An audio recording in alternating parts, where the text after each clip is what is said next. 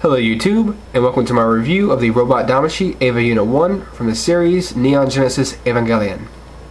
Now for those of you who have not been privy to Evangelion, it is a giant mech series that was made in the 90s, and it is also currently getting a movie series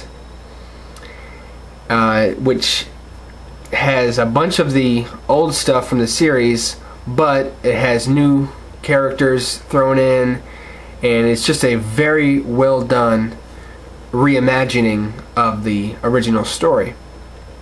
It makes me wonder what they could have done with Dragon Ball Z Kai, but that's another story for another day.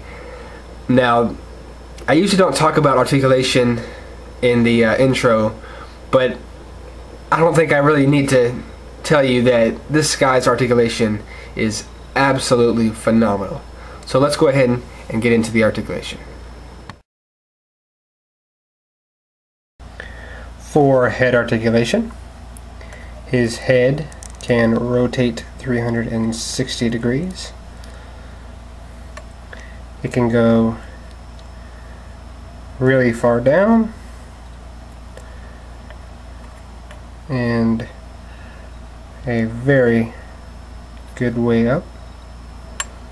It can lean to the side and to the other side, and the detailing on this guy is just amazing.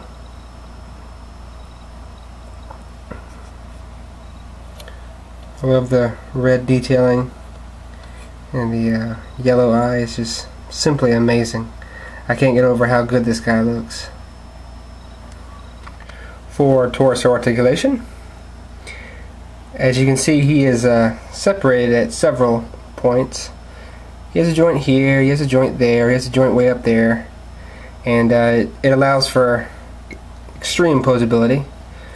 Now he can twist side to side at this joint right here, this joint right here, and let's see how far he can bend forward. That much forward, and that much back. Incredible. Now he can lean that far to the side, that far to the other side, and since this is a loose piece, it doesn't really get in the way, so you can kind of get him leaning to the side and looking kind of like that. So great articulation for the torso. And kind of zoom in on the detailing again. Very clean paint job. Everything looks very accurate to how it was in the anime. For arm articulation, his arm can rotate 360 degrees. It's on a little ball in there, so it can move all around how you want it to. It goes that high up. It rotates right here below the shoulder. It can do 360 degrees, but the way it's shaped, it's difficult without popping the arm off. The shoulder pad is on a little ball joint that's connected to the torso right there, so it's independent. It could rotate 360 degrees if the arm wasn't there, and it bends and maneuvers however you want it to. The elbow is a double joint system. It gets a really good bend, really nice. And the hand can rotate 360 degrees and swivel. Show you some of the details right here. Everything looks really good. Now this side does have a little scrape. I caused that myself. It did not come like that, but once you have them posed, you know, you can't really see it, so not a big deal.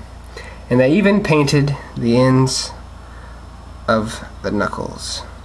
So did an excellent job with the paint apps on this guy. Leg articulation. Now his joint system for his hip area is a little different than any other figure I've ever had. Now, I don't know if you can really make it out, but there's a little joint that separates from the main part of the waist area, and it can rotate on its own a little bit, and it can actually pop out of this black piece right here, but you don't want to do that because it's kind of hard to get back in. But the middle piece moves. As you can hear, it's really tight, so the leg can go that far forward and about as far back. Oh yeah, get some hip swivel, I'm sorry, thigh swivel right there. The knees are double jointed, so get him in some nice running poses or some crouching poses. The ankle armor is on a ball joint, so it can move around and rotate until it hits the foot or the shin, so that's really nice. The foot can rotate 360 degrees. I'm just going to pop this off so I can rotate it. There we go. And put the armor back on. Maneuver my hand around here. There we go. Gets a really good bend out of the foot, and it goes the other way really nice too. The foot can go down very far and up really far, surprisingly far, and the toe is on a hinge that gets a great bend as well. And I'll just show off some of the paint details of this guy. He even has the orange on the top of his kneecaps. So I can't get over how well this guy comes across as a Robot Damashii.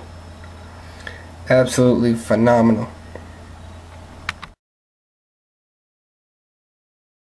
For accessories, let's go ahead and start off with the horns. Now he comes with 2 rubber horns and 2 hard plastic horns. As you can see, they're very detailed. Now he has 2 different heads, and these are complete heads, not just faces. Now I have the hard horn on the normal head, and I have the soft horn on the yelling head. Of course, you can just swap them by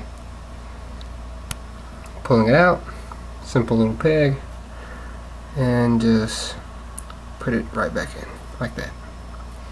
No problem, it's not coming out. He comes with a plethora of hands, starting with the pair of fists.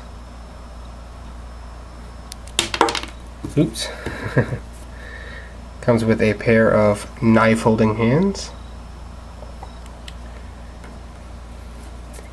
a pair of running hands,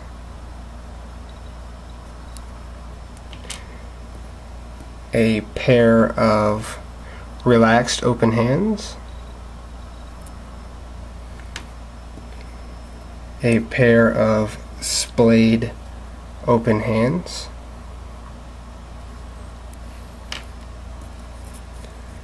a pair of hands that are used with the last accessory I will show you. The I can't remember the exact name. It's energy field of some kind, and these are the hands he uses to rip it apart. And he comes with 1 gun holding hand. which doesn't really hold the gun all too well. I'll go ahead and show you the guns. He comes with 2 of the pallet rifles, both painted the same. Now the hand doesn't hold it all too well. It's a little loose in there. I mean, it'll stay once it's on the figure. It'll stay in the hand. It's not going to fall out, but it's going to be really loose in there. Now he comes with 2 of his knives,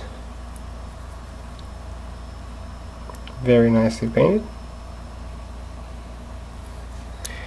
Comes with his energy cable, and this is a metal wire inside here, and I'll go ahead and show you how it connects to his back. You just take the figure, there's a little hole in his back right here, and you just plug it in, and there you go. He's ready to fight at an extremely short distance. And of course, the last accessory is his little energy field. It's pretty nice. I kind of wish it included 2 of them, one normal and one with the rip in it. But you just get the one with the rip in it, and it has a little stand, so it'll stand just fine. And here's a quick little shot of him tearing through the field. Of course, it's on its little stand. I suppose he could hold it without the stand, but a little extra balance never hurts. Here is a quick little size comparison between the Eva Unit 1 and the Trans Am 00 Gundam. As you can see, the Eva Unit 1 towers over the 00 Gundam, and really makes you think, like, why are the Gundams so expensive when the Eva is so much bigger and has so many accessories? Just kind of blows my mind, really. Then again, I guess the Gundams are more popular. Final thoughts. Eva Unit 1 is a amazing Robot Damashii action figure. If you couldn't tell, I highly recommend you pick up this figure and any other Robot Damashii Eva Unit figure. It is an awesomely articulated action figure, amazing sculpt, amazing paint applications. Be careful that you don't scrape it off like I did on the shoulder a little bit, but I cannot recommend this figure enough. Fan or not of Evangelion, this is an all-around amazing figure. This is a standard release, so you can pick it up anywhere that sells Robot Damashiis. There are 2 other versions besides this normal version.